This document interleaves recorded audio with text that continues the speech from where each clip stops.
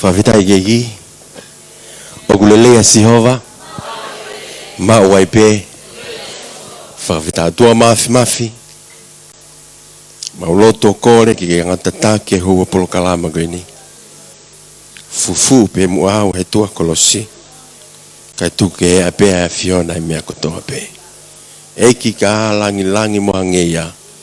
Ki ke ya au pe. E wa fa sisu kala isiga ko ma fa moi. Amen, amen, amen. E to hi ko ya o maake va hi ko ya hono wa. Tano e folfolana e fai whanonga ta sisu ke ki I kolo koe ni ko kapa niume. Pea I he hau koe a sisu na oho vane ka kaipena nau fuufie sio ka sisu. Pea tano e folfolana nau whakataha mai pe nau hau ka sisu kana nau taki maha tangata whainga taha ia. Pea tano e folfola he taimine nau hau ai mo tangata whainga taha ia koe ni na e ua e ne palo palema. Na I kai lava rea pe na I kai lava whanongo. Pana nau kore whakamato ato ke sisu ke neanga whakamoui e tangata koia. Pepe he folfola na neanga take tangata koe ni pe neanga whakamoui. Na e ofo ai kakai. Na nau tū hongerea pe na nau oho vare ke mea nai hoko. Pe koe rea ni nai whai he kakai koe ni he aho koia. Everything he does is wonderful. Tu mo to repeat. Ko rea ia na fai he kakai ko ni he taimi na nau sio ai ke me na fai e sisu. Na nau pe everything he does is wonderful. Ko me ko to pe ku fai e tangata ko ni oku lele. Oku whakaofo. Oku makehe. Ko unofo whanongo ke hongo tāloto he pōni. Ke liliu tangata moe mana moe whaiwai o tua whai ke tiki naua. Te urea whakataha moe kakai he aho ko ia. Everything he does is wonderful for vita ike. He koe o tua lahi. Tala loto ke asene nai koe ene nima malohi o kui kai vai. Koe o tua malava o tua tau ki ai. I he poni o whakaame o tua ke neanga whakaari ai ngau e malava o kune lava whai ki ho moui. Malo pe ko koe ke mea mai he televisione pe ko whepe feitu ku ke iai o whaame o tua ke ne pasia te mooni koe ni ko nima to o matau te ke vai tō taha. Te malava whai e mana I te koe. Bai mahalo o ke palo pale ma ia where ngai whainga taa. Ka tuku pe mua ke utalatu ko sisu na ne whamo e tangata whainga taa ia koe ni. Oku hiheni pe oku ke ngau e pe whawhetai. Amen. Tau te pas ke iki. Wai whamalo lahi o pito kia Jessica o maa. Kau peta pe mai platform koe sisu koe whetungingi la. Pe koe mooni oku kehe pe I he te nofo o mamata. Pe koe te hau tonu o koe atmosphere o makehe. Au pito pe koe fie lahi e te au. Ke u kau whakataha mo ki mautolu. Hanu foke whanau isleri. Hanu lahi whakauria moni. Kia Mosese. Koe naureani Mosese. Ko mau foi. He kaima. Ko mau foi he kaimana I he aho kotoa pe. Koe toa whani. Pe alu leva Mosese o talanga ki he o tua. O tua koe whanau e no isleri ko nau hanu. He kaimana. He kaimana. Talanga leva he o tua. Mosese talanga ki whanau o isleri. Te u whawhanga ki nau tolu. Haka kano imanu. Na nau tangi kia Mosese u nau fie kai kakano imanu. Koe ki ilo mahal pe u nau fie kai sipi. Kai ki tau ilo. Ka u nau whakaamu ki nau kai kakano imanu. Talanga he o tua. Talaka tiki nau tolu te nau kai kakano imanu. Pea koe rea ni nei whai e Mosese. Pe he leva e Mosese. E tua he kai lava ia. Ka pau te ke tamatei e monu manu kotoa. Asi tala nao gani tohe no mi pawai tata. Ka pau te ke tamatei e monu manu kotoa pe funga e whanua. Hei kai whiunga ia ke whawhanga ke whanau isleru na vutolai. Pe ka pau e omi mo e ika he oseni oku I kai pe ke whiunga ia e o tua oku I kai ke lava ia. Pe a toki tole vai folfola e ki ka Mosese. Mosese, have my arm lost its power? Mosese, ki sio maange Mosese. Ko ke osi sio tu o taha kua vai hoku nima toa matau. Kanga tonga ko ke mea mai he fiafi koe ni. Koe nima malo he o tua. E ngā aue I ho mo ui he aho ni. He oku whakaofo maupe. Ai o tua whawhetai ke eki. Ka ki ka veinga ko whaamu ki o to mai he fiafini nai whai e lotu ki ai. Kore he e ki ko o vale he fetu take ma Jesse. Ko wanga peau here tio. Ko ke lava ta sio mai kau. Ko re o pe una whanonga ki ai. Pe he taimi na e whakapā mai ke o kau mai ko ulau ko tā puaki pe mo e whakakoloa. Ka venga ko wham ke rea ke he poni. Ko kulea ia me hoku loto ko tui ko whekau ene o tuaki tonga. O pehe ki ka venga ko ni there is a coffin in you that God wants to touch. There is a coffin in you that God wants to touch. O kuiai ai puhamate ia te koe whaama tua ke ala ki ai. Ka pau he kai ke whai hanga au e ke puhamate ko ia, tene whata koe, pe tene ave koe ki tua kolo. Malo ke nofa whakakau wiri koe hauinga koe ke talanua puhamate ai. He kou talato ulahenga he puhamate o tau eftakai olo. Kau kai ke tau anga whakatoka ngai. Ko hao ko atu unga ko tau amo e puhamate ko ini. Ko hao ko tau whakaperepere e puhamate ko ini. Ka ko tui ko rea tua he po ko ini. Ka kai ke whai hanga au e ke puhamate ko ini. E ave ko e ke tua kolo. E ave ko e ke potu e whakapouri. E ave ko e ke feitu e whiunaki e nifo. Ko tui ko e ke tau whakaamo ke tau hao ki e whakawhetai ki eki. Sai ko e wholofola e po ni ku hae tohi ko aluke wa he fitu. Pe ko e vesta taha. Ke vesta hono ko tanoa maari e ni. Tanoa whalafola whekaaku mai ki kolo ko ini. Ko neini. Sai whakatatau ke tohi o luke ko luke toko tahape. Na ne tohi e tala noa ko ini. Na kai ke tohi kai maatiu. Pe kai ke lawa maake mosione ko luke toko tahape. Ko neini ko e kolo nai makehe. Ko e uhinga a neini. Pe ko e uhinga e hingoa e kolo ko ini. Neini ko ne uhinga beauty. Ko ne uhinga ya. Neini means beauty. Ko e kolo nai whakaofa. Tanoa ke kau historia. Ko e mata kolo, ko e mata pāhu anga ki he kolo. Nai osi teu i pe whakaofa. Ko hono tala noai ai makehe o neini. Nai hange haha. Kia te au i haku whenga ke u lava sio pe nai whene whakaofa. Kia te au ko neini nai hange ko Las Vegas e au ni. Ka paute ke alu ki Amerika ku makehe ati pia Las Vegas. Ai whakaofa ne ngahi mama. Pia ku tala noai lahi a neini. Kai ahoni, nai mea nai hoko i neini. Nai mate. Pe koe mate koe ni, koe mate ki tamasi, koe foha oha uitou. Pe talamai nai aia e kau fata, na nau fata e tangata mate, mei loto kolo, ki tua kolo. Tānoa e toi ta whakapalangi unenga ake whuilea koe coffin, pe koe puha mate. Na nau fata e puha mate koe ni, pe koe tangata mate koe ni ki tua. Lolo tonga ai nau whaifononga, mei neini ae oku i loko beauty ke nau huke tua kolo oku hu maasi isu ki loto kolo. Kero taimi lahi oku tau nofo oku ngari ha whaka ofa atua hange koe kolo ko neini.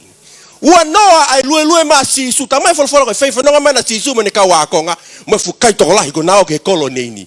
Ua noa ai muhu e kakai aho ko ia masi ko tau aloan ke fu kolo oku makehe. Mo sio atu beke na whakaofa. Sio atu ke mata pāhu anga ene whakaofa. Ua noa mea te tau sio ki ai.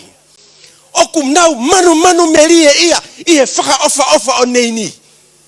Ka ihe taimina nau hawai ke mata kolo. Na kai ke nau expect ai mea e hume ki tua. Ko whakaofa ko e fupuha mateni hume ki tua. Mahalo pe. Oku taha whakaofa o lope. Toto atu e tafu te unga. Pe katalue koe fu angelo osi ki taua. Toto watu e mea kotoa. Kau koe ke sio mataha. Ke fu puha mate kui loto. Ogu neanga e io tama te i ki taua maamarie. Koe ngawe ia e anga hala. Mao te ke peheo koe ki haku puha mate e te au. Sivi. Kogu vahe koe ni. Kogu vahe ko ki tau tolu kotoa pe tau mo uai. Mahalo pena ko loto kovi koe puha mate e taha. Mahalo pe ko asio lalo koe puha mate e taha. Lahi ngai puha mate kehe. Pe ko tangutu koe nā moha mata mai os ilo lei pe ko puha mate. Saya neini nai taha pe puha mate. Mahalo ko koe ko hofulo puha mate a koe. Oku fia mau ke fai haala ke ha. Ke puha mate koe ia. Si fai e fata e puha mate koe ni ke ave ki tua kolo. Kone ave koe ia ki tua kolo oku tanu iai. Fai e fata. Hu ato si isu pe mene kaua konga. O nau feta ulaki tonu pe amoe fata nai fai. Taimi na kusio ake puha mate koe ni nai loto mamahi ai fae koe ni pe koe wito koe ni. Talo e folfola ko e ne foha pe ia taha. Nana fononga nana tupu hake. Fononga mai family ko e tangi lahi nei fai ao ko ia. Ko tau talanoa peke pua mate, ko tau talanoa ko more amanaki. Lahi e palopalema ku hoko ngahi au ko ni, wanga he pua mate ko ni o whakafofonga i. Fere ngahi palopalema ku hoko i he family, whakafoi tui, i he siasi, i he fonua, i he mea kotoa pe. Pe taimi lahi o ku tau whaafenga, ke tau anga fufu i e pua mate ko ni, ake ngahi teunga o neini, ke pehepe o ku sai pe mea kotoa. Kena tāna e folfola. Tāna e folfola o kui kai nou e nima siova. Ke e nanga whaka moui koe. O kui kai turi ene te ringa ke whanongo ki holo tu. Ka ko hui ko mo ngahi anga hala. Ko ni anga whaka mawae ki tau tolu. Tau sio ke tuunga kua e fu puha mate koe ni. Ko mawae ia. Pe kai ke ngata e tāna e folfola. I e tohi koe a lo mawae tolu vesua tolu. Ko tau whai anga hala kotoa pe. Pe te ke sa i ai pe i kai.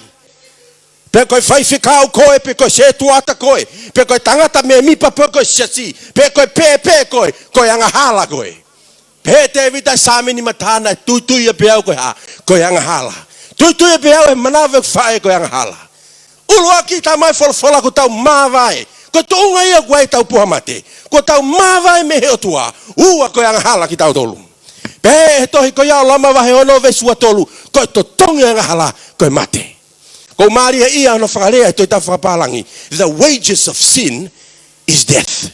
Ko i whilea koe wages, ka pai whai tau ki whakatonga pia aku, i he wages koe vahe, ke alo ngā aue, pia mau oha, ho wages. Ke lai vahe koe ke mau he whaianga hala, koe mate. Koe vahe ia oku ke mau meha, hanga hala. Wai ni koe ki nau whia mate, ko pako na mate. I he ngahi tau ko hili, teike langa e whare ai, whare maki fo uko ni taimini, na ku hu atu, ko ku alo a ahi ke toko taha. Pe ku hu atu, ko kolosi ke foi loki, kau whanongo atu, o ku tokoto ha tangata eki, pe whakatau ene manawa, hange o ku whainga taa, pe koe ne pe, ako e kai keo whia mate taimini. Si tangi, kai tangutu pe ane hoa, mo ne whainga ke whakawhia marei. Whakatau e manawa, ako e kai keo whia alo e taimini. Pete ke tae fia alu pe alu ko pau ke alu. Tama e fola e taimi o kakato e anga hala o kuni anga whanau e mate. Ko to tonga anga hala ko e mate. To e mahari hange hono omi he pelu wahi wawe sua fitu. Ko tutu ni ke tangata ko toa peke ha. Ke mate, hiri e mate, ko e whakamau. Kapa o tau te tete pe tau tolo tu e whakamau ko he ni wano e ha whakamau he vani. Hiri e mate ko e whakamau. Peto ia whakaha e aho e whakamau, e whakawa e tohe maui, ka pau e kai ke iai hohi ngoa. Ko pau ke riko ke anoa whiri. Tunga ia ua e puha mate. Te tau lava ke tau cover up, pe pehepe o kai ke hamea. Mahalope ko koe uke mamata mai. Mahalope ko koe uke heloki koe ni. Whakafoofa pe, ai mea kotoa pe. Ta alu beke helotu whawhetai. Ta kau e ngai whio hi anga whawhetai.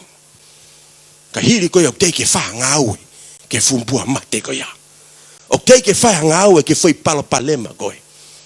Pea hange koe ngahi mena ku lave ke koe tuunga ia e tangata. Ko pau ke tau aua. Kai whakawhetai. Whakawhetai. Lolo tonga ai hu a mate mei tua kolo kiwe ki tua kolo. Mei loto kolo ki tua kolo. O ku hu maa mo ui mehe. Mei tua kolo ki loto kolo. Just in time. Teike hauia ki tua. Moi asima Jesu. Whawheta ke eki. Taimi nā ku lau e taronoa koe ni. Pea ka mata ke uwhia po pehe eki. Koku mo uina totonu ke upehe. Nai totonu ke whata au ki tua. Tā noe whola o hau e kai haa. Ke kai haa si tamate mo whakaua. Ka tamai Jesu ko hau. Ke whake mo ui ke mo mau. O lahi pe lahi au ki tua. Whawheta ke eki. Taimi nā ku sio e whai tānoa koe ni. Pea kui pe hangi ko sio loto. Ke mea nai hoko. Ko mate, death was leaving town. But life was approaching town. Pea taimi na whetau laki ai. A mate pea maui. When life is present, death must flee. Hallelujah. E taimi o kuiaia maui ko pau ke hola. Pe koe hola life auria moni. Ko hui ko sisu ko ha ko moui. Wai ni he tau tolu. Ko tau i he tuunga o mei ha o ke matapā hu ki tua kolo. Mo e hoko ho whakamoui ake TV. Hoko ho i he ni ke le ato e o tua. Ko hai ne ilo na ko ho po whakausi eni. Ane afi ko mari watu he kaite ke toi sioko ke ane afi. A pongi pongo ku hanga mai he ilo pe te ke iai. Te tau kata pe tau fie i ngahi mea tau tala noa ki ai. Kai tuku mua kau talate mo oni koni. Tau nofo whakakau kau. O ku tata iki ai taimi. Talunga moe ofa e tua. Ke ne mau mai. Ai puha mate koni te ki avi tua. Whawheta iki eki. Pe folfola. I he tohi atania la. Ko pele sasa. Whai nau whakafie pe whakafoki wha pe nau sio. Ko tohi e mea he orisi. Pe whaamu ke ne ilo pe koe haa no uhinga. Pe talanga he tania la. Ko fua ko he mea fua. Pe ko mao ko ke maa. Ko tuunga ia ngahi pua mate ngai ahoni. Ko maa. Ko whainga fua ke whai mo ave tanu. Ka sio ke ofa e tua. Ta mai folfola i he taimi nei hawa sisu. Pe nau whihangai. Ko raki mea nei whai. I he fwoi sio atu pia sisu. Nai langa ene fatu. He ofa. Nai langa ene fatu he ofa. I he ne sio. He was moved with compassion. Hatoki o tua ofa mooni. Ofa lahi o tua. Sioni vai tolo vis tahone nai ofa pepe o tua. Koni e ofa eni. Nai langa ene fatu. Nai kaiki ne lava o kei tuu peke ea. Ki alu pe buha mate. Ofa lahi mone o tua kati tau tolo he poni. O ne whaka ata. Ke tau kau whakata hai polo kalam sisua whitungi nila. Ani anga whaka ata ke whaka mauhi hake. Pe mahalo koe palapalema puha mate o ke iai koe mau e na whamari. Mahalo pe ko anga hala o ke lo tonga maua ki ai. Mahalo ha mea o ke lo tonga efi hi ai. Mahalo po ko hape e ngahi mea ko ia. Pe ke behe loto pe kai te utu e lava. Mahalo ka whai toko na tapu. Mai sisu. Poni. Hange ko ahi ke kolo koe neini. O bebe ai ko ahi atu ka te koe. Whakafou i he platform e sisu ko whitungi la. Tamai folfola i te taimi na sio ata sisu. Ke puha mate. Ke hana whata mai. Peu papalangi when the Lord saw. Moved with compassion. Pe pele vai tala noa. Then he walked over. Wow. Kelo kapau ko auia ko lue me ko ha puha mate. Ko sia pe ke puha mate. Ko lue ke ta fai koe. Ko urifia o fat ke fu puha mate. Kai whakawheta iki he eki. Whakawheta iki he eki. Ta mai folfola. Na kai he does not walk away. Nengo a ene ofa nane whakahai ene ofa. Lolo tonga ene mate he puha mate. Na whai e si sua whiri. Te alu ke puha mate. Loma wahini ma vesi valu. Whakahai o tua ene ofa. Lolo tonga e tau ha. Whai anga hala. Ko pekia si su ma tau tolu. Ne kai taria si su ke toki sai. Pene toki pekia. Na pekia ia. Lolo tonga e take rea kovi. Lolo tonga e take turi ke ngahi mario mamani. Man, he died while we were yet sinners. Whawhetai ke eki. Hatoki o tua ofa moni. Kamai folfola pe hili ane tuko ya. Ngawe ko langa ne fatu he ofa. Pene lue atu ofi. Pe he nane ala ke tangata mate.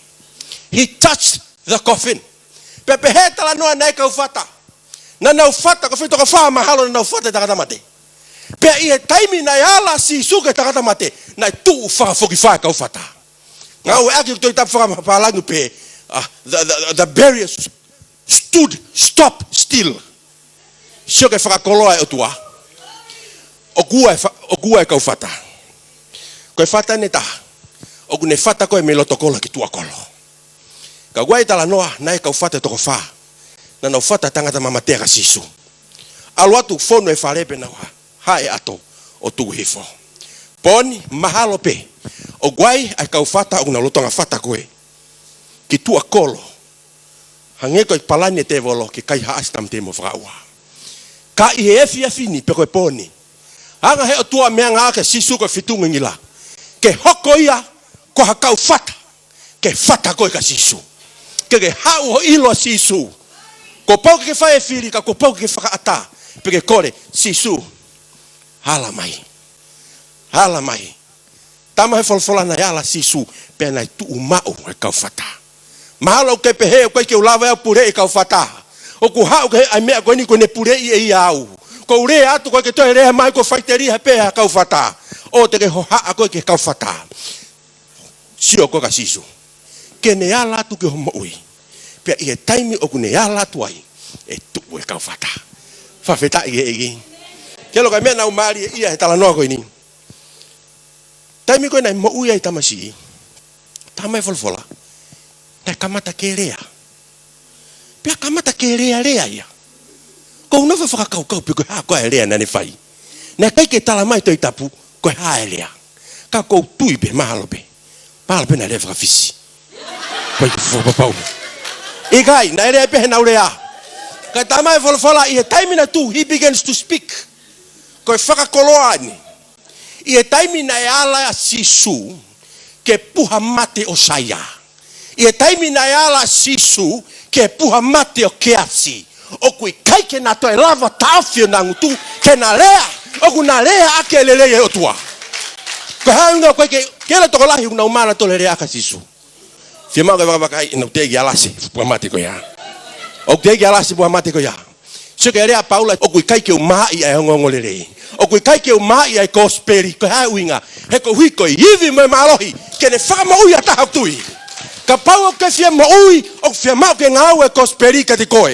Ka koe ha koe e kosperi. Rekorin tova ta anima vestolu me wha pe e Paula. Tu peke ulau atu. He koe tahe ngahi me ani na fuafua atu.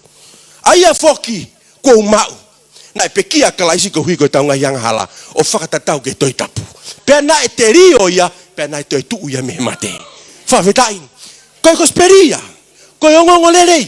Koe pekia si suko hui koe tau ngahi hala. Te rio he whanua loto peha. Pe toi tu me mate. Pe toki pe heleva e Paula. I toi ko loma vai ulagi vestano. O kai ke umai ha. Ai kosperi. Poko no whakareta ha. O pe Paula. O kai ke umai no malanga i pe kia te ria mo toi tu o sisu. He koe hivi ia mo e malohi. Ke ne whaka mo ui hataha. O ku whawheta ke eki. Pe mahalo ke pe wiri ka hua hame ku ke kofi me mena. Ko ame o kofi ka fetungingila e polo kalam fetungingila. Ko ame o ke rea maherete ol. Sono ka ke lati ki fivet skoni. Right ko linto va hiva. Vesta hono ka ni fola mari. Pe Paula. Mala ia o Paula. Ka pau he te falo long. Mala ia o Paula ka pau he ka te malanga ia. Ngawe ake paki we siriana. Ai ku oia we ka pau he ka te wa. Rea aki. Ai ko speri. Mala ia se su fetungingila ka pau te na falo long. Kai whakawhetai. Na ilo e Paula. Koe mea beni tene whakamoi kita. Pea hiri ai tuu koe whiwhini. Pea pēlewe whalwhala. Na e whakafoki e sisu ke ne whae. Ngā ea kui ta whakapalangi whelea koe restored. Jesus restored her back to the mother. Ke la sisu. He loves to restore you. Koe hae mea na kai haase whiri. Koe hae mea ko whaiteria he whiri ka te koe. Ko sisu tene lava whakafoki koe. Tamai whalawhala koni ko kolo koni ko neini. Ko ne uinga ko beauty. Ko whaka ofa. E malava ke te whakafoki e ki koe. Ke whi whaka ofa ko ia. Ko e ngāwe ia anga halako ne whai ia mau. Kai whakawhetai. Ko sisu pe ai tari. Na pekia sisu e kolosi ko hiko taunga anga hala. Ofa lahi. Te rio e whono loto. Pena e toi tu me mate. Ke lai poni ko whamu ke porei koe. O mona tau toloi. O mana tau toloi. Koe te tau ilo e tau toloi koe hae mea hoko. Koe nuko tau whananga ngahi mea ko hoko i mamani. Ko lahi. Ko lahi ngahi mea pa ko iri whia kakai. He whanongo atu ke kolona mo e hafua. E kanga whanongo. O kulai ange nau whanongo na toke kolona pe nau iri whia. Kakai nau whia whanongo ke whalwhala o tua. Ko whawheta iki he eiki. Ke ngahi ministry o nau tau tala e o whai o tua. Ka ko pau ke tau whai e whiri hahoni. Tamai fi su kua upe e hala. Moni me mui. He kai fou hataha ke tamai. Kai e te au. Kau e vese ko sa ia ta. Toi kau rakisione vai nima vese tahama tahua. Pe, sione. Pea koe ne whakamoni. Ko whaki e hotua. Ai mo i tangata. Pea koe mo uini o ku iono alo. Koe a ku ne mao e alo ku ne mao e mo ui. Koe a ku keike ne mao e alo koe ke ne mao e mo ui. Tu makau te lau ia tu. Pea koe ne whakamoni. Hanga pe e sione. Koe ne whakamoni. This is the evidence. Ko whaki e hotua mo i tangata. O kui kai ke alo mau mo i tangata me morisi. O kui kai te ke mau koe mo i tangata me whakarikolosi aina i kai. O kai ke mau mo i tangata me hawhaifikau, me hapatere, me hatahape. O koe ke mau ia me whare lotu, pe mo si tu fe tu ngila pe koe reti o koe ke mau. Koe ke mau ia te au. Tamai wholofola. O ku mau pe mea hai. Mea sisu toko taha pe. Whaweta i ei. Tamai wholofola. Pe koe ne whamoni ko whoki o tua e mohi tangata. Koe mohi ni o ku iho no alo. Ai koe ne whaunga taha koe whaunga pe te ke mau e alo. Ku pau ke tare siruka ke mai ha. Ai mohi tangata. Tu mo ko whaasha ki whaitala no koe ni. Pera tanga tu mari. No fe tanga tu mari koe ni. Mo ne fufare kolone taha bene foa. Pe koe Christmas ko toa pe. Ko pau ke ne whakawa ne fufare koloa. Pe ne alu lewa ke whitu masiva taha. O omi ki nau tolu. Pe whekau ke nau hu ke ne whare koloa. O toko pe hawhainga mea. I he whai miniti pe taha. O staimi ka atoa koe. O si ilo he kolo ko ia. Christmas pe ko stu ole ko masiva. Mo ko whenga taha. Teu teu. Ka ne pehe. Maulere. Pe koe me lewa ne whai. Ne whakawa he whare koloa. Pe koe kailau whangawe a ke pure une pe. Maulere o to'o pe hawhainga mea. Ka ke to'o ai mea mahuinga taha. O koe ki whai mea mahuinga taha whakaamu e pure ke nau to'o. Pe koe tau ko to'a pe ko pau ke ne whakatu e ne whoha. Ihe matapā hu atu pe. Pe teu ke maulere. Koe lere pe koe kakai tau ilo pe. Hanga tonu pe ka te whakio kiki. Hanga tonu pe ka te whakio aisi. Moi hafua, kapa pulu mo ha lere mo ki tua. Kai kaila pe mo tua. Kilofi me mahuinga taha. To e me mahuinga taha. Koe pe ka to ilo taha me mahuinga taha. Koe sipi me mahuinga taha. Kai nai fine eiki ai. Ape fine eiki. Nane whakatonga e reo ai mo tua. Pene pe to e me mahuinga taha. Pe toki nofa fe fine pe. Ka pau o kuia e mea mahuinga taha. Ke pure whare koloa koe hanai. Koe sipi e mau pe sipi. Koe ka papulo e mau pe ia. Pene nofo sio. Pene whakatonga ngai. Koe ne koloa mahuinga taha. Koe ne foha. Hanga tonu pe e ki fin motoa koe ni. Fata e foha. Fua me ki tua. Kau sai pe koe foha na si pe. Pe pena ne fua mai. Pe taimi pe koe na fua mai ko kaila pure. Tabuni whare koloa. Ko mau he toko taha mea maunga taha. Pe koe pare na e mau he whiwhine. Na anga e tangata tu mahari e koni o me whiwhine koni me apa masiva na iai. O nau nofa whakataha. He nane kilo whi mea maunga taha. Koe whehui o ko whakamu ke eke maki tau tolu. Kai mea o ki kilo whi.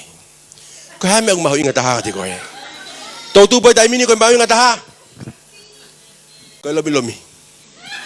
Koe maunga taha ngahi ahoni koe lomi. Maunga taha where ngai mea maunga taha. Kasi nofa pe sisu ne pe kilo fe me maunga taha. Va vete fok ma tau eko sisu kalaisi. Tangata hiva uri America ko Andre Crouch. Nane pe he taha ni ngai hiva. Count the years as month. And count the month as week. And count the weeks as day. Any day now we will be going home. Tuko pe mo ke tau lau e mahina ko e wike.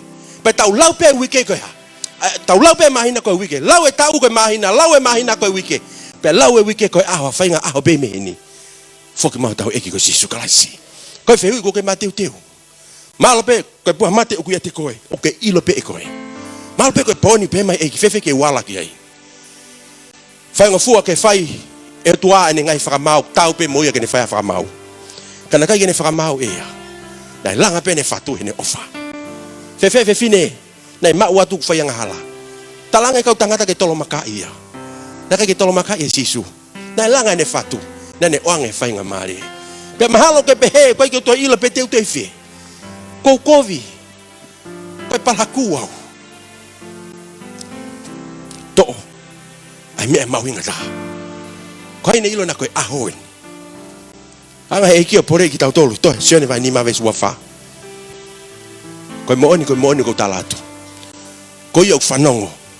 Ke ungai rea. Pea tui. Koe whemea e uak mahu inga. Oku ke whanongo pe o ke tui. Malawa ke tangutu pe koe he poni pe ke mamata mai koe he televisione. Oku ke whanongo pe. Pe o ke maria pe ke kata whakataha mo ki mautoko koe ke tui. He kai ke ngā aue ia. Tā mai e paula koe ke o mai e ngongole rei huai e iwi me malohi. Ke ne whaka mo ui hata hau tui. Oku tau whanongo ko toa pe. Kau whiama o ke tau tui. Wakai o ko tui he matapao tuki tuki. Whanonga hata haki o gureo. Pea whakawa. Ko tu o whakawa. Ko atai hata. O kuturi.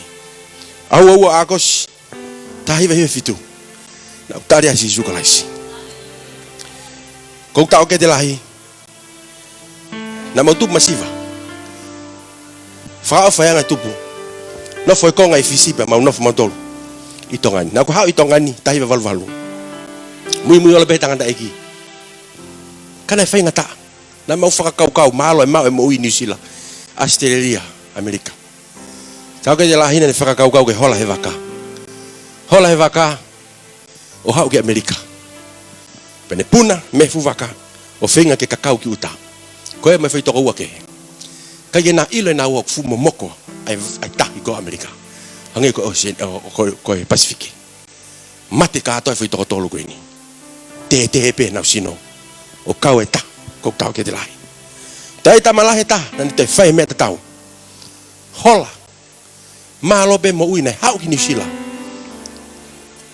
Whafoki. Tau ko ia. Tahi vei fitu. Tau pena ko whainga maari eni. Mau tu whakataha mai mui ini hibe. Mau sio ke tau e uvaka konteina. Ase fuvaka na iloko e bari hai. Whai mau tahana ke mila ke ome mapapaku. Mau sio e malava ke mau hau ke Australia. Ku walo e waka ke Australia. Ka e aho ko ia. Ko mau e palani. Nai toko taha nene whakawhi iau. Ke ki foi polo kalama. Ta koe na koe poe na ku taria sisu. Ko pe loto peka pau na ku alu. He alu ko ia. Hei lo pe te utu e aho koe ni. Ofa lahi ayo tua. Malo pe ko koe e poni. O koe honga hilaka. O koe honga i whakakaukau. Ke whakahoko. Mau ke whakakaukau ke toho mo ui. Kau tuki pia sisu. Pene pehe ko whe taimi. Te ki whakahawa o lato. Ki mua pepe whakaosi. Kai te saia ke alu whakalaka i taimi. Kau ko whaamu ki o te whakahawe. Koi ko whea mao e au ke hao koi ki muani ka pau kei wharen. Pe ko whe tu o ku kei ai. Whe. Ke whakahawa holo toke sisu. Whe ke peanga sisu. O ko tuina ke peki he kolosi ko hiko au. Pena ke terio he whanua loto pena ke toi tu me mate. Eki ko tuku lolo pe whakawa hau loto pe whakawhi ko sisu. Hu mai. Eki ala mai ke pua mate ko ni. O ku ne anga whata pe taki au ke tua kolong. Pau tu teo eki. Kene whakama ui koe. Ko pau ke whai koe whiri. The choice will always be yours. Nā tangata tu maare. Tangata poto. Kaya ha whehu ai kolo. Ko pau ke nao eke ki tangata vai gani. Pe i he kolo gani na ia e ki tamasi. Ne kai ke sa i e tamasi i gani. Ke tari tonu maupi he tangata eki. Pe ne nofa whakakau ka pau te uha umawhainga whehu. Ke hala i tangata eki. Te wanga whakahai e peke kolo guai taimi ku hala i tangata eki. Whehu i kotoa ku hau mo i kakai ko pau peke tonu e tari tangata eki. Alo e foha koe ni. Ki uta. O ne sio ke puna ola e pepe. Butterfly. Pene po e pepe. Pene kuku e pepe i hono ni ma pene pehe. Te u alu he fiefini. O eke ke tangata eki. Ke mate i mayange. Pe oku maui e ki pepe goni oku ni ma pekai. Ka pau e pehe tangata eki oku maui. Te kuku e pepe ke mate. E hala ne tari. Pe ka pau tene pehe oku mate. Te tukuange ai pepe. So either way, te ukei mahalo hi piau. E fiafi koe ni ko hao e kakai. E ke whehu i lua te ki whoha koe ni. Pene hao tū ka tangata eki pene pehe. Old man. Matei mai ange pe ku mate ki pepe koe ni. Mane whakakau i loto. Ma ui kukui. Mate tukuange. Toi eke pe ke tangata eki. Matei mai ange pe ku mate ki pepe koe ni. Whakalongo tangata eki. Pea mari tangata eki pene whaifo i tari mari. Pea koe ne tari eni. Koe mo ui mo mate ki pepe koe na. Oku iho hawhini mape. Singai whae. Singai tamai whakatokoua ma tuwhine. Ko ho whiri mo ho laka oku iho hawhini mape. Ko pau ke whae koe whiri. He kai te whae eo e whiri ma au. ka ko koe to tape ka pau ko ke mea mai kui pe fe tu ke ai malo ko koe ke mamata mai televisione kui pe fe tu ke ai fe ke ta kore ka sisu ke ala mai ke fu pua mate ke le fai e fa moi angi mui mai ku pui lotu ko ni pe tu ke pou ki na tolu ke fale ni e ki sisu ko kore fa more atu ko vete atu iho ao ko yang hala o ko tui sisu na ke peki he kolosi ko hui ko au na ke terio he fonua loto pena ke toi tu me mate i he ahoni sisu ko whakaawa tu hoku loto o ko tari ko sisu humai eiki hoko go whamui hoko go hoku eiki ko tari ka kato ko sisu malo mo eke ofa whakawheta i sisu malo ho ofa ko tuku lolo ka kato atu ko koe pe ai tari ke mo ui iho wafa pe sisu amen o tua mafi mau whakawheta ko koe aku ke afio ya kina tolu ku faleni na fai lotu ko ya pe mo oni me na loto ko koe eki aku ke afio ya kina tolu na mamata mai televisione i tongani mo kolope eki pena ke rea ki ho na loto pena na fai lotu ko ya eki aku ke afio i pe tala no ho fola aku e va ilangi e kau angelo nga hala ta whakatomala eki whakawheta koglo tu ya eki nga ta poki ki na dolu koglo tu eki nga whamono ia ki na dolu eki ho lau maari eki ke whakafonua ki na dolu pe tuku ke nau ilo eki sisu koe whanau ki na dolu ai a Fiona eki whakawheta i ho whainga maari ke mau tala e ofa ai a Fiona eki ko fuolo tau ai pure te volo he ngai pua mate ko ni pe anga ko ni anga fao ki mau tolu pe ko ki a mau ivi kai whakawhetai ko koe na ke whakawhetau laki ki mau tolu e poni eki ko ke ha mai pe ko ke ata mai e sisu ko whetungila eki te ke mau hau ki ngata anga ko ke ha langa ho fatu ho sio mai ke tuunga mau iai na ke whai e whiri ke unuofi mai na ke ala mai nengo e mau palaku whawhetai ko e ala e a Fiona na tu e kau whata ko e ala e a Fiona na ne whakatu ki mau tolu mehe mate ko e ala e a Fiona na ne whakafoki mau tolu ke tuunga to tonu ke mau iai ko huipe ko koe sisu eki langi me koloria ke kei a aupe e wafa sisu kalaisi kako mau whamui amen ke langi ia be tam sikar sisu amen